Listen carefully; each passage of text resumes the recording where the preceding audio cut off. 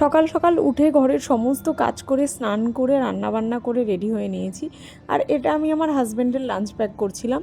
সারাদিন অনেক কাজ থাকে, কিন্তু এই কাজটা করতে আমার সবথেকে বেশি ভালো লাগে। কারণ আমি একটাই কথা ছোটোবেলা থেকে শুনে এসেছি, যেটা কি না ছেলেদের মন অবধি পৌঁছাতে গেলে তাদের পেট থেকে পৌঁছাতে হয়। মানে ছেলেদের ভালো ভালো খাবার করে রান্না করে খাওয়ালে নাকি তাদের মন পাওয়া যায়। কিন্তু আমার হাজব্যান্ডের ক্ষেত্রে একদমই এটা না। আমি ওকে যাই দিই, ও সেটাই তৃপ্তি করে খায়। ইভেন ওর মন অবধি পৌঁছাতে গিয়ে আমার কখনোই ওকে ভালো ভালো রান্না করে খাওয়াতে হয়নি। আমি ওর মন অবধি এমনিই হয়তো পৌঁছে গেছি, আমি নিজেই জানি না যে কীভাবে পৌঁছেছি। তো এটা আমার হাজব্যান্ডের লাঞ্চ বক্স সব প্যাক করলাম। আর আমি রেগুলারই ওকে এইভাবেই লাঞ্চ দিই।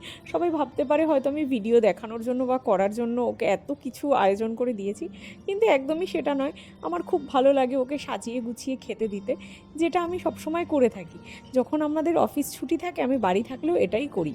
তোমরাও জানিও তোমরা কারা কারা এইভাবে নিজেদের হাজব্যান্ডকে গুছিয়ে খেতে দিতে ভালোবাসো।